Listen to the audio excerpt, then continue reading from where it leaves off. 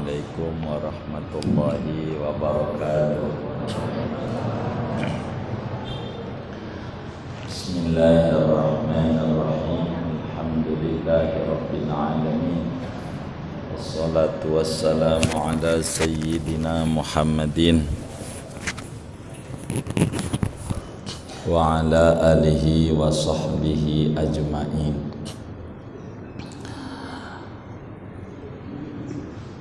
Jamaah Masjid Jami Al-Ma'ruf yang mulia, dari informasi tadi kita baca suratul Fatihah.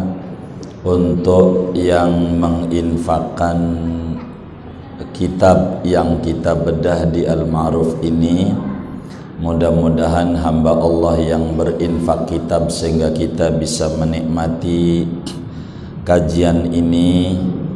Mudah-mudahan infaknya diterima oleh Allah, diganti berlipat-lipat ganda, diberikan rezeki yang luas, yang halal, yang banyak, yang barakah, usahanya diberi lancar oleh Allah. Selama kitab itu kita kaji, kita baca, kita ambil manfaatnya, selama itu nilai kebaikan terus mengalir kepada beliau dan orang-orang yang diniatkannya. Bitilkan niat wa da'awat. Al-Fatihah.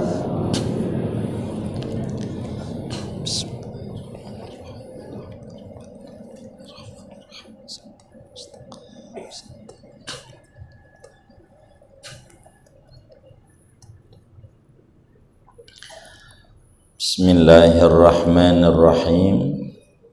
Dengan nama Allah yang Maha Pengasih lagi Maha Penyayang.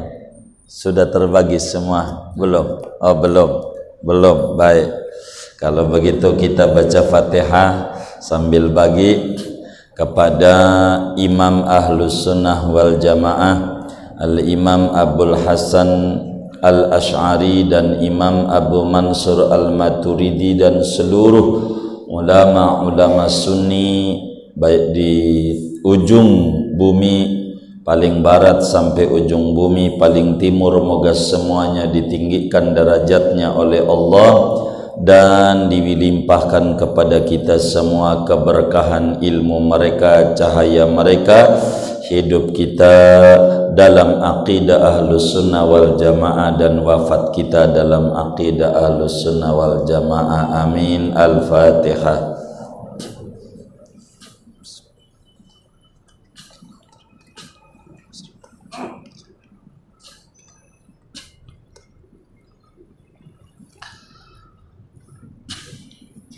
Kita buka halaman 1.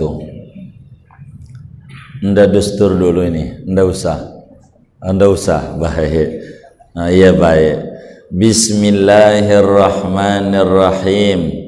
Dengan nama Allah yang Maha Pengasih lagi Maha Penyayang.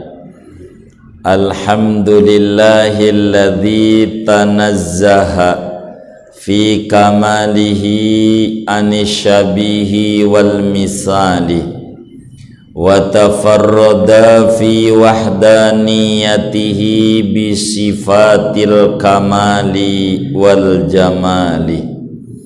Adapun segala puji yaitu tertentu bagi Allah, alladzi tanazzaha, yang maha suci Allah, fi kamalihi, pada kesempurnaannya, anisyabihi, daripada serupa, wal misali, dan seumpama sepadan, wa tafarrada fi wahdaniyatihi bisifatil kamali wal jamali, dan menyendiri oleh Allah fi wahdaniyatihi, pada keesaan Allah, bisifatil kamali, dengan sifat-sifat kesempurnaan, wal jamali, dan keindahan. Segini dulu ya. Wallahu a'lam bissawab. Bapak, Ibu, saudara-saudara sekalian, syukur kepada Allah Subhanahu wa ta'ala. Pada malam hari ini kita membedah kajian tauhid dengan materi aqaidud diniyah allati la yasa'ul muslim jahluha. Biasanya saudara, kami ini kalau menulis buku ditashih oleh Mu'allim Syabiadami, namun buku ini ditulis beliau sudah tidak ada.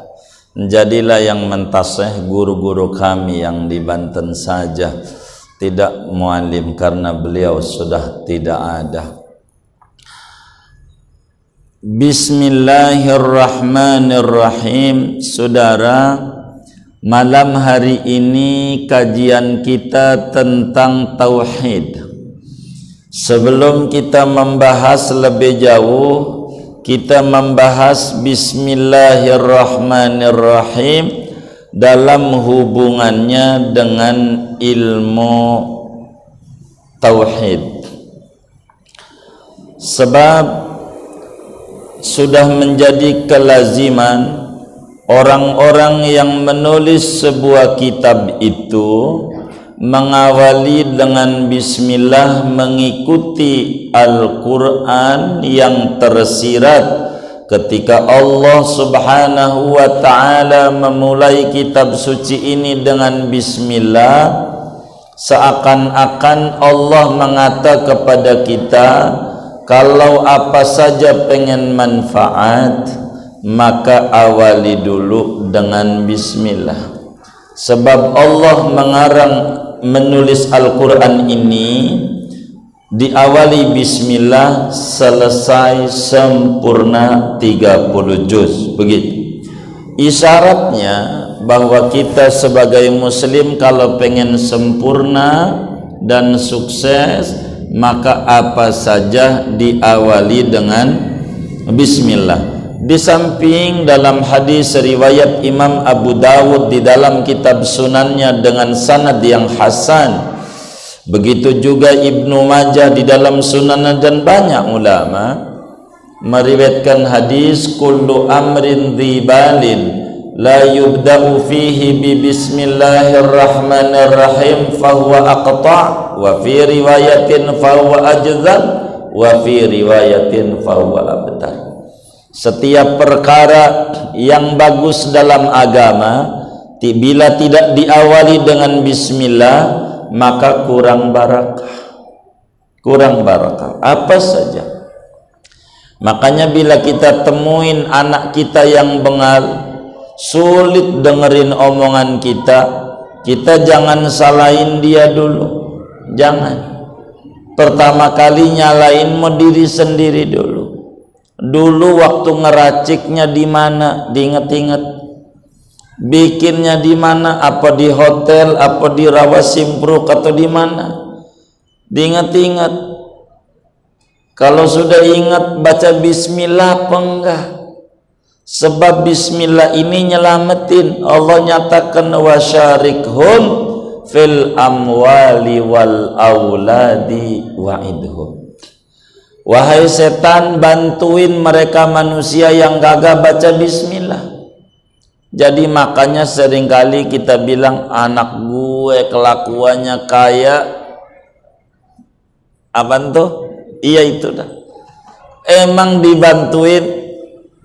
Iya itu ya.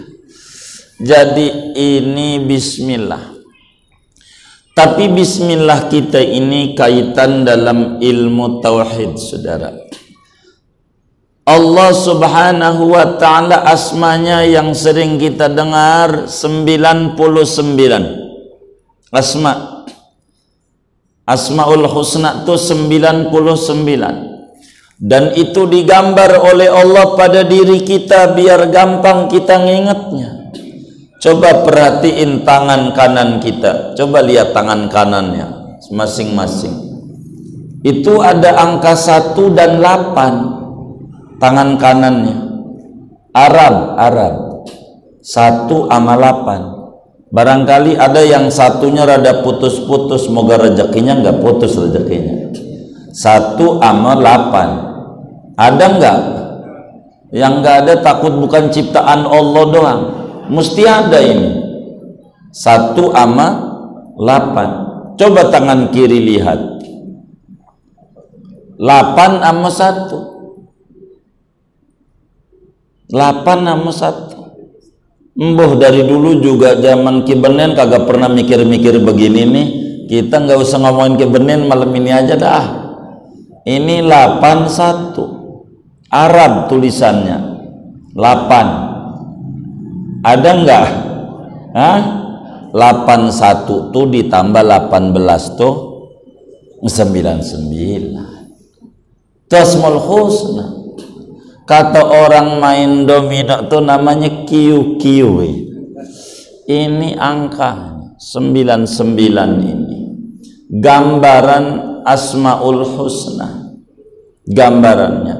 Tapi kenapa yang Allah pilih menggandengkan lafaz Allah ismu dzat dengan Ar-Rahman Ar-Rahim? Padahal banyak. Ada At-Tawwab, Al-Ghafur, Asy-Syakur, macam-macam, Al-Hasib, Al-Muntaqim, dan macam-macam, As-Sabur, Asmaul Husna. Tapi yang mengiringi lafaz Allah Bismillahirrahmanirrahim. Rahman Rahim. 2 yang diambil. Rahman itu artinya memberikan nikmat besar. Maha pengasih, pengasih itu mananya ngasih nikmat yang gede-gede. Mana tuh iman, mana tuh akal, mana tuh rezeki, itu namanya Rahman. Nikmat yang gede-gede. Rahim, penyayang. Maknanya nikmat yang halus-halus, yang kecil-kecil. Mana tuh tambahan dari tadi? Kalau iman, mantapnya iman. Rahim tuh rezeki, banyaknya rezeki. Akal, cerdasnya akal. Tuh, itu namanya Rahim. Rahman ini nikmat yang menyeluruh rahmatnya, baik muslim maupun non muslim dikasih. Itu Rahman. Sementara Rahim hanya khusus muslim saja di akhirat nanti. Makanya Allah jelaskan dalam Al-Quran, wa kana bil mu'minina rahima. Enggak rahmana, enggak. Rahim bil mu'min di akhirat. Kalau rahman berarti mukmin juga, non mukmin juga. Itu begitu. Apa pengasih, apa penyayang? Ini yang sering muncul dalam sebuah pemikiran. Karena ada yang bilang, kalau Allah tuh memang maha pengasih, ngapa dagangan saya begini-begini aja? Sementara yang depan rumah sholat juga kayaknya enggak. Boro baca ratib, boro duha 5 waktu aja enggak, tapi warungnya laris. Katanya Allah maha pengasih. Kenapa dia usahanya maju? Kenapa saya biasa-biasa aja? Padahal dia ilmu dagang baksonya dari gue. Ngapa gue enggak? Dia malah banyak cabang-cabangnya.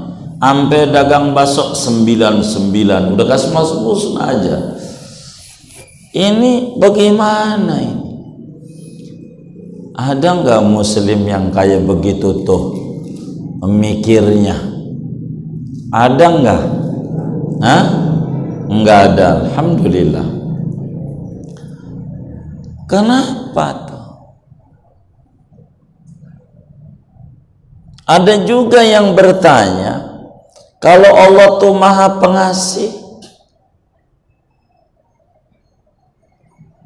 ngapa saya ini udah doa bertahun-tahun belum dikasih keturunan? Kenapa kalau Allah Maha Pengasih, saya ini minta rezeki masih begini aja? Kalau Allah Maha Pengasih, ngapa? Banyak dah ngapa. Ada nggak muslim yang nanya begitu tuh? Hah? Kalau di Al-Ma'ruf, kalau ditanya dipelototin apa dijawab biasanya? Biasanya aja saya mah. Biasanya dipelototin apa dijawab? Dipelototin. Ada nggak yang model begitu tuh? Banyak nggak? Banyak, saudara. Kenapa tuh? Ada yang nanya, kalau Allah Maha Penyayang, ngapa gua dikasih sakit? Gua kan sholat. Ngapa teman gua yang nggak sholat dikasih sehat? Ini ngapain? Ini dalam kajian Bismillahirrahmanirrahim muncul pertanyaan demi pertanyaan dalam benak kita. Kalau memang Allah Maha Pengasih, Maha Penyayang, kudunya juga semua orang tuh yang sholat nih duitnya pada banyak, kan dia ibadah. Begitu kodonya. Warungnya pada laris. Kenapa begini? Di mana keadilan Allah? Di mana kasih sayangnya Allah Maha Pengasih yang Penyayang? Ada sampai nanya di mana dan di mana. Untuk menjawab ini, supaya kita lebih mengenal Bismillahirrahmanirrahim dalam tinjauan ilmu tauhid, dulu ada seorang anak muda merasa rambutnya udah panjang, kalau bahasa Rawa Simpurub udah gondrong. Merasa rambutnya gondrong, lalu kemudian dia pergi ke barbershop, ke tempat cukur. Asgar, asli Garut, orang Garut biasanya ya begitu. Ada tulisan Lanang Garut, kayaknya begitu ada tulisan di mana itu ya, saya lihat itu. Ya begitu datang ke tempat cukur, dia pun lalu cukur di tempat cukur itu. Ngobrol lah, karena tampangnya pakai pici kayak begini nih, kan kayak orang majelis begitu.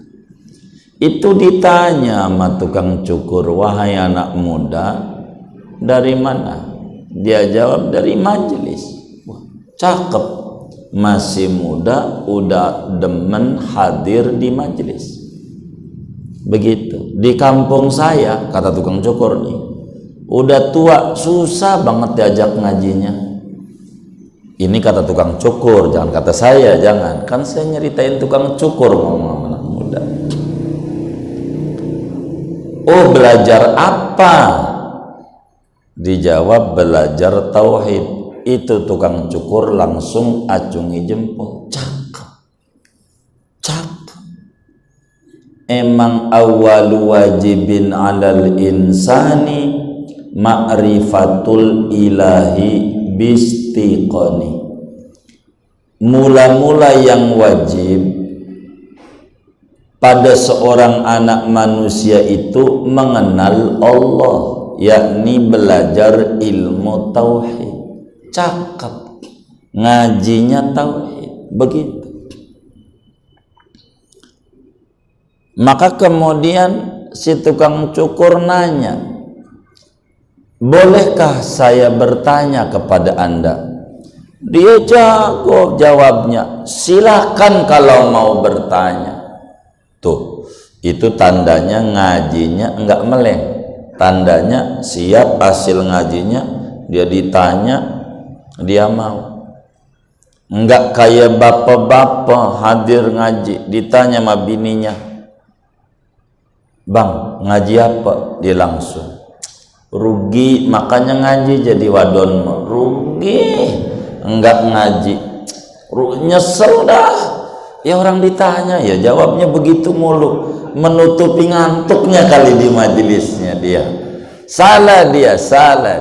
Maka dia jawab, silakan. Lalu kemudian ditanya, menurutmu yang belajar tauhid, apakah Allah itu maha pengasih? Dijawab sama dia, iya, Allah maha pengasih. Sebab waktu ngaji tauhid, guru juga waktu nerangin Bismillahirrahmanirrahim dengan nama Allah yang maha pengasih. Jadi Allah itu maha pengasih. Kata tukang cukur, kalau saya tidak percaya. Kalau saya tidak percaya kalau Allah itu maha pengasih. Itu si anak muda sambil dicukur tuh dia bertanya, kenapa Bapak tidak percaya? Dia jawab, sebab masih banyak yang susah. Sedangkan semua orang pengen kaya. Nih yang hadir di masjid nih, kira-kira pengen kaya, pengen susah? Kayaknya yang diem-diem pengen susah kayaknya. Doain malam Jumat manjur biasanya. Jadi pengen kaya, pengen susah. Tuh, pengen kaya. Udah kaya belum? Tuh itu dia yang tukang cukur nggak percayanya. Kata tukang cukur, kalau memang Allah itu maha pengasih, semua orang pengen kaya. Tapi nyatanya banyak yang masih susah. Itu si anak muda ndak bisa jawab. Iya juga sih, kata dia, banyak yang susah. Tapi masalahnya di majelis tuh guru ngartiinnya Bismillahirrahmanirrahim, maha suci, dengan nama Allah yang maha pengasih. Masih ya guru salah, kata dia.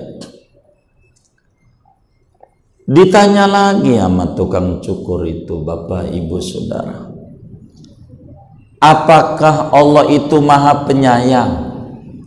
Dijawab, iya, Allah tuh maha penyayang. Karena waktu ngaji Bismillahirrahmanirrahim dengan nama Allah yang maha pengasih lagi maha penyayang. Jadi Allah maha penyayang. Kata tukang cukur, kalau saya mendak percaya Allah tuh maha penyayang. Buktinya banyak orang yang sholat sakit, banyak orang yang masuk rumah sakit. Padahal semua orang itu pengen sehat. Semua orang pengen sehat, tapi banyak juga yang sakit. Kalau memang Allah itu maha penyayang, kudunya semua orang sehat semua. Ini gara-gara ditotor pertanyaan-pertanyaan itu minta berhenti dicukur. Udah Pak, segini aja. Belum pakai pisau kecil, belum. Ngeri takut ditanya lagi. Tambah mumet, ditanya-tanya mulu. Akhirnya dia bertanya berapa, dibilang 20.000. Loh, katanya 15. Itu sebelum pandemi. Ini kan pandemi, sepi, mau nyukur susah, orang takut ketemu, begitu. jadi naik, udah susah makin naik. 20 dibayar 20.000. Kasih. Keluar dari tempat cukur. Ndak pakai dikodok pakai pisau kecil, ndak. Saking takut ditanya. Habis keluar tuh enggak lama lagi balik lagi. Paling baru 200 meter dari tempat cukur balik lagi ke situ. Lalu dia bilang, ditanya sama tukang cukur, ada apa anakmu ndak balik? Ada yang ketinggalan? Enggak. Lah enggak, mau ngapain balik lagi? Enggak, saya cuman mau mengata, saya enggak percaya kalau bapak ini tukang cukur. Dia balik lagi cuman mau mengata, saya tidak percaya kalau bapak ini tukang cukur. Itu kata si tukang cukur miring. Orang baru dia dicukur 10 menit aja belum, dia kagak percaya. Sampai si tukang cukur itu mengata begini, anak muda, kamu ini habis saya cukur tadi. Iya, tapi saya nggak percaya kalau bapak ini tukang cukur. Si tukang cukur memberikan alasan, anak muda, saya ini turunan ke-8 dari 7 turunan. Baba saya tukang cukur, engkong, semuanya. Kata si anak muda itu tetap jawabnya, saya tidak percaya kalau bapak ini tukang cukur. Akhirnya ditanya sama tukang cukur, ini apa mulanya bisa kamu ini nggak percaya? Ini waras apa kagak? Ya waras. Dari mana kamu nggak percaya?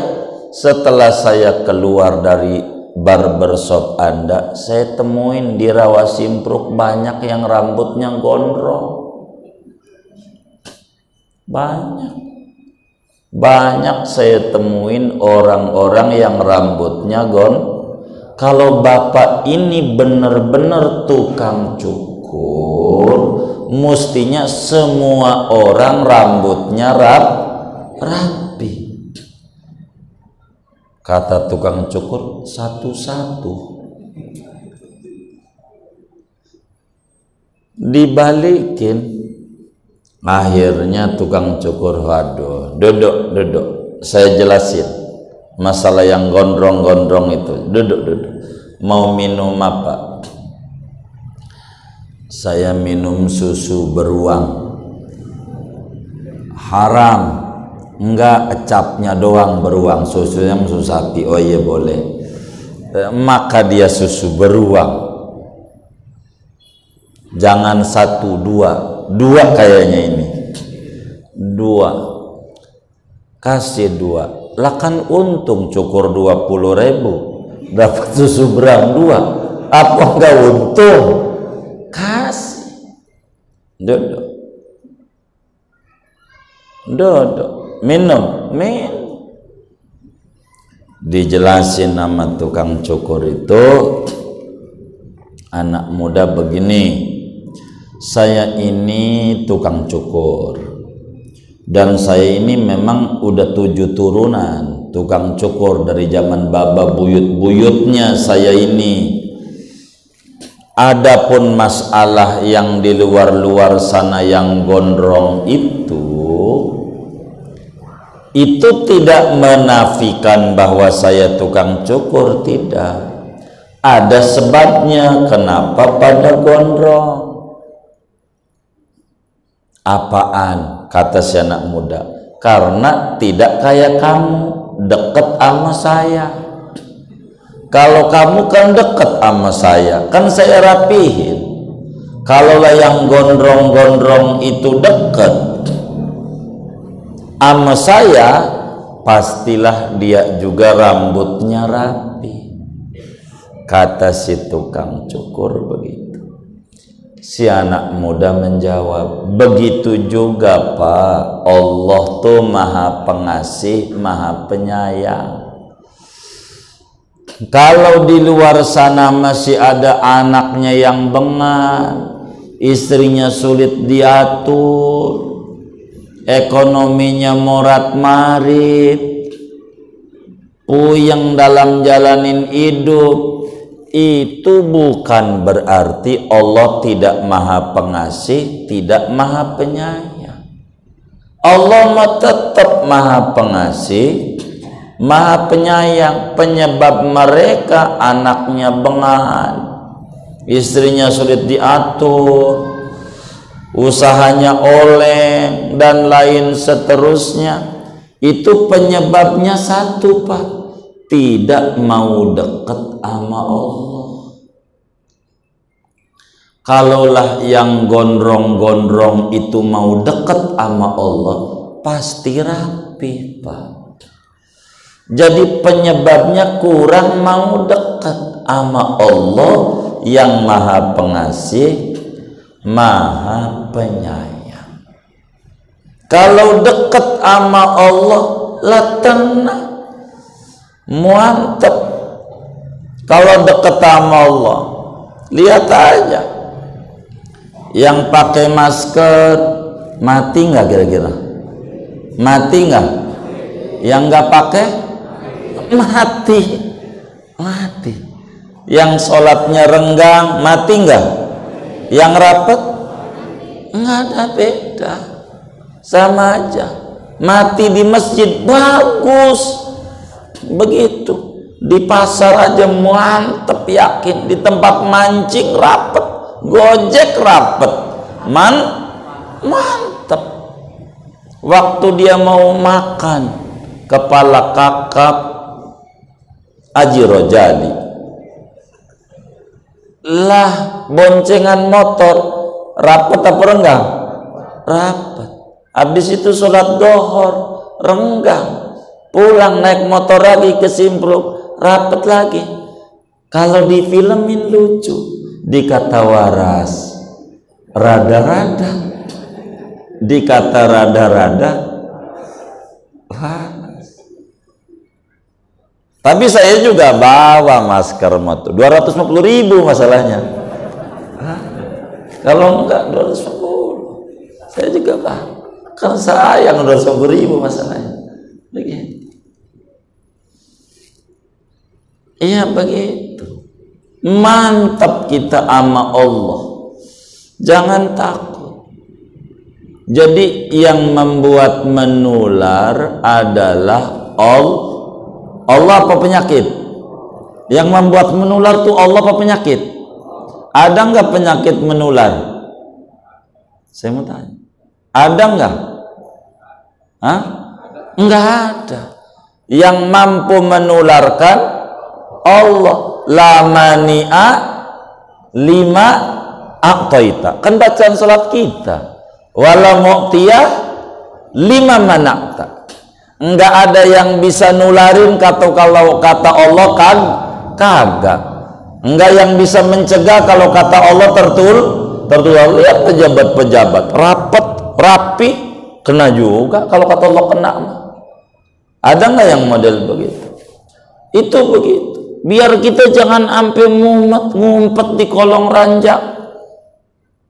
Kalau ayam ngerem betelor, lelaki ngerem di rumah jitakin bini, tuh bininya udah ketawa tuh. Jadi saudara, mantepin iman kita sama Allah. Bila iman itu naik, imun naik 75%. Ibnu Sina dalam kitab Al-Qanun fit Tib nyatakan begitu. Iman naik, imun naik. Maka karena itu kami lebih senang menceritakan kesehatan demi kesehatan. Yang kena COVID nih, kalau mau kita renungi, ada yang sembuh nggak? Ada yang sembuh nggak? Banyak nggak? Banyak yang sembuh. dibawa ke rumah sakit, diobati nggak? Hah? Hah? Dibawa ke rumah sakit tuh diobati nggak? Saya mau tanya tuh, ada yang sembuh nggak? Banyak nggak? Banyak. Di rumah sakit tuh ada yang sembuh nggak? Ada. Banyak nggak? Banyak. Kira-kira diobati nggak? Hah? Saya mau tanya nih, diobati nggak? Hah? Loh, kok bisa tahu sembuh? Hah? Iya. Ada yang sembuh nggak? Ada. Banyak nggak? Banyak. Diobati nggak? Hah? Diobati. Diobati nggak kira-kira? Didiemin doang di rumah sakitnya? Hah? Didiemin nggak diapa-apain? Diobati nggak kira-kira? Diobatin. Berarti ada obatnya nggak?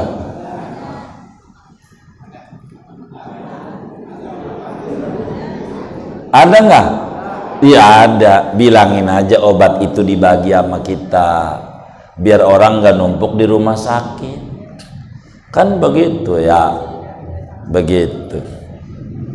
Vaksin bentar lagi insya Allah pemerintah di akhir Desember mau bagi-bagi vaksinnya dibagi. Yang menjadi pertanyaan, kira-kira dengan vaksin tuh keluar bakal ada mati nggak? Ada mati nggak? Iya biasa aja. Ini yang menjadi sakit karena ketakutan kita yang berlebihan, nggak jelas. Begitu. Sarser di WA yang kagak ngomongin lagi itu lagi, yang ngomongin yang mati mulu, yang mati sekian. Jangan didongengi. Dari dulu juga kalau mau didongengin mau yang mati banyak nggak? Banyak nggak? Banyak. Dari dulu coba diumumin tiap hari dari Sabang sampai Merauke, banyak nggak? Banyak tiap hari. Tapi kalau mau jujur, kalau kata ulama, ama bayi yang lahir ama yang mati, kata ulama datanya banyakan bayi yang lahir. Umumin bayi-bayi lahir tuh, biar kita enggak itu mulu yang menjadikan ketakutan mulu sama kita, yang jadi berlebih. Kan berita bukan itu doang ya, bener nggak? Begitu. Berimbang. Coba kalau sampai dokter bilang begini nih, kayak model kita diceritain, ini yang terpapar nambah, yang sakit nambah, yang mati nambah nih, hari yang mati sekian, yang mati sekian. Kalau dokter nyontoh wataknya kayak begitu tuh, kayak kita, kenapa Pak Haji sakit? Ini pinggang yang kanan. Yang mana kanan? Wah, pasien saya model begini 3 hari mati Pak Haji. Kira-kira sembuh nggak? Itu kita yang andil jadi merebak kemana-mana, sarser yang nggak jelas. Sampai nulis di WA RT 05 itu positif, itu langsung di-share jadi grup yang satunya, nggak pakai nanya bener apa kagak, share lagi. Ada yang jawab iya, orangnya udah dibawa ke Wisma Atlet. Orang udah dibawa, iya, 2 hari yang lalu. Itu yang nyeritain katanya udah dibawa, lewat gangnya aja orang berani lewat gangnya, enggak muter. Emang apa? Padahal orangnya udah dibawa ke Wisma, coronanya keting di room. Ada nggak yang model begitu tuh? Ini apa ini? Tauhid? Apa ini jamaah ngaji tauhid ini buat dandanin begini ya? Saya nggak ngerti ini. Ini biar kita lempeng tauhid kita. Jangan sampai berlebihan banget. Sampai nyurigai yang sholat lah yang ngaji. Itu ngaji. Mau ngapain ngaji? Corona begini. Sok radikal tuh ngaji. Terlalu berani. Ada orang begini. Orang mau kayak saya nih. bagus sih, tapi enggak berangkat ngaji, minggu ke Sudirman, Car Free Day, bingung juga ke ngaji kagak, ke situ enggak ada kok. Ada enggak yang model begitu tuh? Enggak ada, alhamdulillah, alhamdulillah. Enggak ada, alhamdulillah, alhamdulillah. Ini apa ini? Coba, yang di agama dicurigai kita, begitu. Sholat ya dicurigai. Ini bagaimana? Saya bingung. Sholat kadang kan kita suka renggang. Bagus, renggang itu emang ajaran Rasulullah Sallallahu Alaihi Wasallam. Nabi dari dulu, sejak sholat itu mulai diwajibkan dan berjamaah, Nabi nyuruh sholat itu renggang. Itu Nabi. Tapi depan belakang, jangan sampai sujud tuh kena pantat temennya. Itu begitu sama Nabi. Tuh Nabi begitu tuh. Nabi ajarannya. Ini ajaran Nabi ini disebut dalam Islam namanya, istilahnya salafus salih. Dalam kitab Tambihul Mughtarin itu ajaran salafus salih begitu. Ajarannya renggang depan belakang, depan belakang. Kalau kita enggak, waktu sholat 5 waktu tuh renggang, nanti ada jenazah rapat. Sedang 5 waktu nih fardu ain renggang, jenazah fardu, sama-sama fardu, bahkan lebih parah tahlilan, lebih rapat.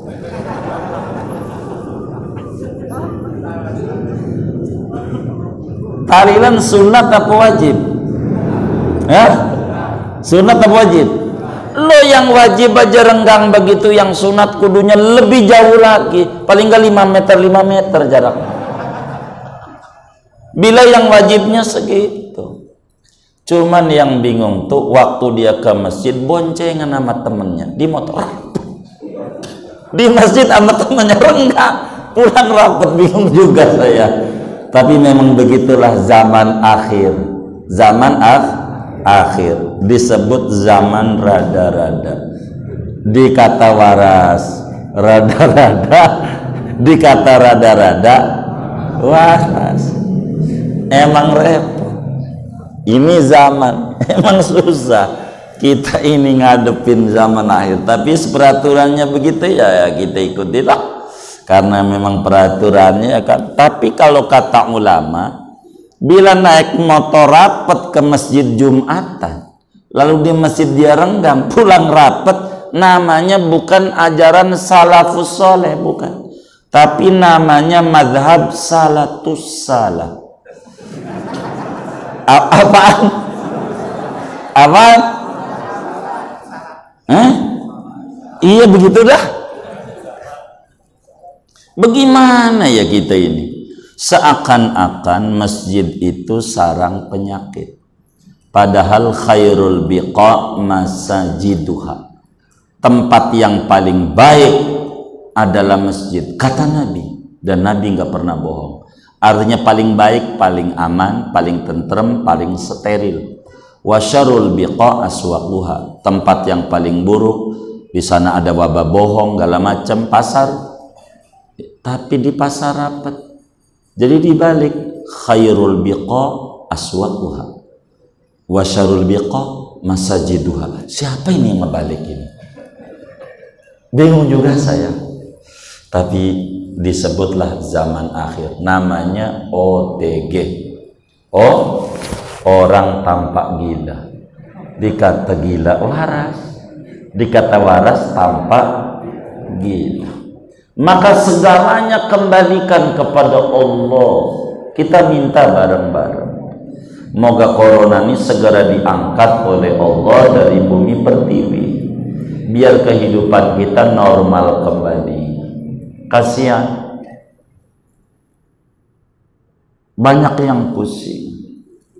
Kalau tidak kembali kita sama tukang cukur, aduh makin gondrong urusan kita.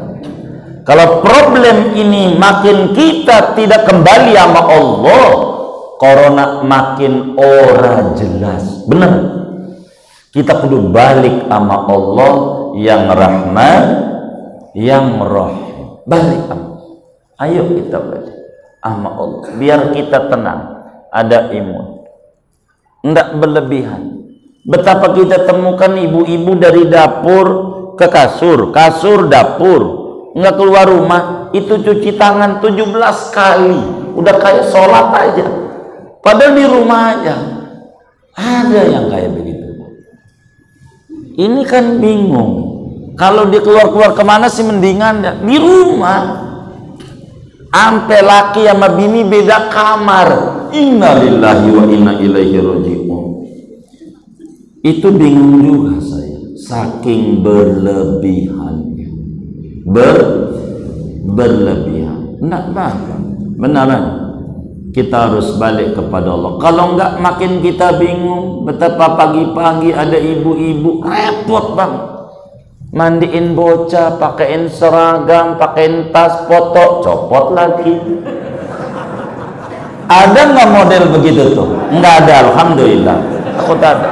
Ini dikata waras, rada-rada, dikata rada-rada, waras.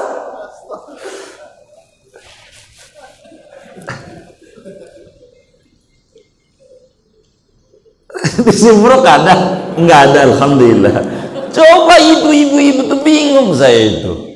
Pagi-pagi tuh repot banget. Hatta ternyata bukan ibu-ibu doang, Pak Guru sama. Itu dia rapat, itu dia pakai baju, atasnya bapaknya sarung. Innalillahi wa raji'un. Dikata waras, rada-rada, dikata rada-rada, waras. Katanya upacara, atasnya seragam dasi, bawahnya pangsi.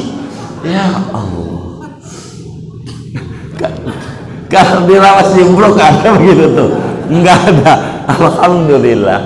Takut ada dong. Ini bagaimana ini? Kayak begitu. Sampai saya dengar betapa mumetnya ibu-ibu. Ini bukan daring, darting. Kata dia, darah tinggi, mumet. Lah udah tahu zaman dulu dikawinin kelas 4 SD aja, Al-Falaq kelas 4 udah dikawinin. Orang dulu sekolah juga kagak ada. Itu tanya sama anaknya yang SMA mendingan rada ngerti, SMP mendingan. Ini yang SD kagak mau soal dari bu guru suruh dijawab juga. Dia tanya, Bu, ini ada soal apaan IPA? Innalillahi IPA lagi. Jangan ngerti apaan. Ini suruh menyebutkan benda padat yang bisa dicairin, BPKB. Itu begitu jawabnya. Kenapa? Waktu ibu datang ke pasar Bayoran, itu ada pohon dalam jiban tuh tulisan BPKB sejam cair. Bisa dicairin. Emang ini udah kacau. Anaknya bilang bukan atubu 3 sertifikat 3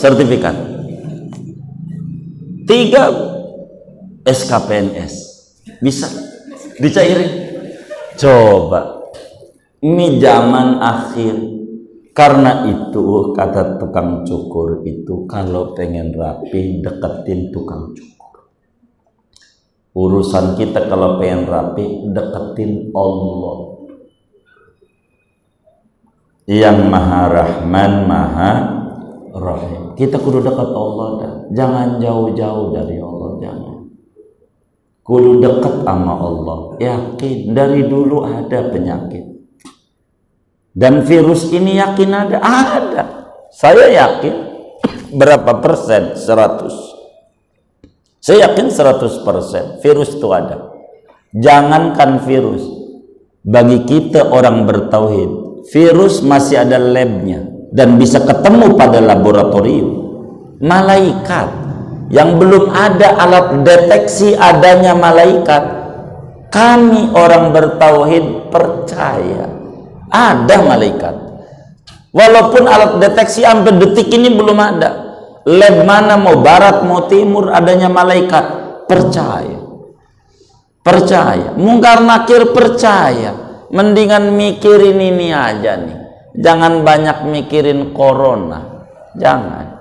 Yang diobrolin itu mulu. Diobrolin si anu mati mulu yang diomongin. Yang enak-enak aja. Coba kita nengok orang yang sakit, dongengin yang mati. Parah. Tambah stres. Maka kita orang bertauhid balik bismillahirrahmanirrahim, balik sama Allah. Allah itu Rahman, Allah itu Rahim. Dekati Allah, dekati Allah. Kalau kita ngerasa susah, ada tandanya orang susah. Apa itu orang susah tandanya? Tandanya enggak bisa tidur. Anak muda putus dari ceweknya, malamnya meremelek enggak bisa tidur. Itu ciri orang susah. Pertanyaannya, kalau kita ngerasa susah, kalau malam melek apa merem? Hah? Malamnya melek apa merem? Kalau merem mengorok tuh bukan orang susah, orang seneng. Cuman ceritanya susah terus. Jangan banyak ngeluh, jangan. Bismillahirrahmanirrahim. Kalau ngaji tauhid itu adanya hamba dan Allah. Biar gampang. Saya masih di bismillah saja dalam kaitan tauhid. Saya tidak kaitan nahwu, fikih dan seterusnya. Saya kaitan tauhid aja. Ini kita orang harus mantepin keimanan dan keyakinan kita kepada Allah. Biar kita mantep. Ada satu perusahaan, bos, karyawannya itu otaknya duit mulu, pengen gaji gede, gajinya gede, tapi kerja males. Yang model begini namanya karyawan bengal, pengen gaji doang, kerja enggak. Nah, kita sama Allah begitu. Kita mau, jangan pengen rezekinya doang, deketi juga Allah. Maka cara balik kepada Allah, kita belajar tauhid, mantepin tauhid, yakini Allah Maha Pengasih, Maha Penyayang. Walaupun kita zaman susah, kata kita sampai sekarang nih corona udah 9 bulanan. 9 bulan tuh lama apa sebentar? Lama. Walaupun kata kita susah-susah, coba kita hitung susahnya kita. Anak kita sekolah bayarnya full nggak? Full. Udah bayar full, nambah kuota, berarti rezekinya nambah nggak? Nambah, sampai 9 bulan masih bisa. Belum makan, kita masih makan nggak? Masih. Sehari berapa kali? 3 kali. Udah termasuk bakso belum? Mie ayam, siomay, batagor, ayam geprek Bunda Ratu, belum. Itu sih bukan orang susah. Kalau masih makan segala macam, ngapa kita ngeluh? Mengeluh tuh jelek-jelekin Allah pada makhluknya, dan itu menyebabkan kita tambah sulit hidupnya. Jangan.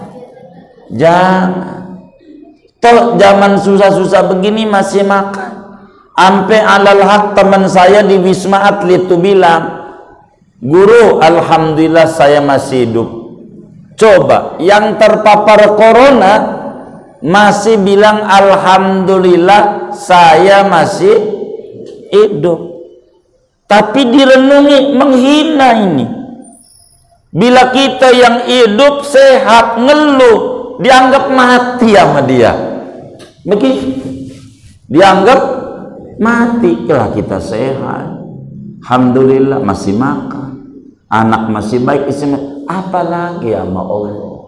Apalagi kalau kita nggak balik sama Allah? Jangan mikirin sesuatu satu doang. Ini mata ada 2. Jangan musibah doang yang dilihat, nikmat juga lihat. Nikmat lihat. Karena itu kata Imam Ibnu Athaillah dalam hikamnya, beliau bilang begini, mata auhashaka min khalqihi fa'lam annahu yuridu an yaftahalaka babal unsi. Kata Imam Ibnu Athaillah, manakala Anda dibuat resah dengan corona, dengan makhluk Allah, itu pertanda Allah kangen, rindu, pengen ente intim balik sama Allah. Jangan megangin HP, mulut udah ditutup rapet, belum di akhirat pakai masker. Tangannya ini loh, si anu terpapar, si anu begini, yang mati sekian, tangan masih ngomong mulu. Mendingan mulut ngomong, tangan enggak sarser yang kagak. Dijaga supaya kita tenang hidup ini. Insyaallah kita yakin, aku yakin, naikin derajat kita, belajar mulai dari bismillahirrahmanirrahim, balik kita sama Allah. Penyakit dari Allah, yang bisa ngilangin Allah, yang bisa nularin Allah, yang enggak ngenularin Allah. Makhluk mah enggak ada daya, enggak ada upaya, enggak ada daya. Balik sama Allah yang mantap tauhid. Jangan suudzon, hancur kita. Nabi ajarin silaturahim, menambah barakah umur, meluaskan rezeki. Kata Nabi. Percaya nggak sama Nabi? Bohong nggak ini hadis nih? Hah? Kagak. Nabi bilang silaturahim, manjangin umur, murahin rezeki. Nabi yang bilang. Tapi akhir zaman itu di rumah kita tulis tidak menerima tamu. Lebaran kemarin. Ini bagaimana ya? Kan Nabi yang nyuruh. Yang nyuruh Nabi. Nabi bilang, "Mamin muslimaini yaltaqiyani fayatasafahani illa ghufira lahuma qabla an yatafarraqa." Tidaklah muslim dua selamat, dosanya diampuni, berkah banyak. Jadi selamat tuh dosa diampuni, berkah banyak. Itu Nabi yang bilang. Tapi ajaran akhir zaman lain enggak mau pakai ini. Ini zaman akhir, saudara. Dikata waras rada-rada, dikata rada-rada waras. Wis kita balik sama Allah. Yuk, syariat perlu, syariat banyak, doa pun adalah syariat. Nabi udah ajarin. Ketika sahabat naja, amalannya apa kalau ada wabah menular? Kata Nabi, baca ini aja 3 kali. Bismillahilladzi la yadurru ma'asmihi syai'un fil ardi wala fis sama wa huwa samiul alim. Ada di ratib, bukan itu doang di ratib mah. Ya amanal khaifin, aminna mimman nakhaf, ya latifan lam yazal, udubina fi manazal. Itu semuanya ada. Kita zikir balik sama Allah. Biar jangan kita makin jauh dengan Allah, salah mensikapi bencana. Padahal bencana ini cubitan Tuhan, kita tidur biar melek.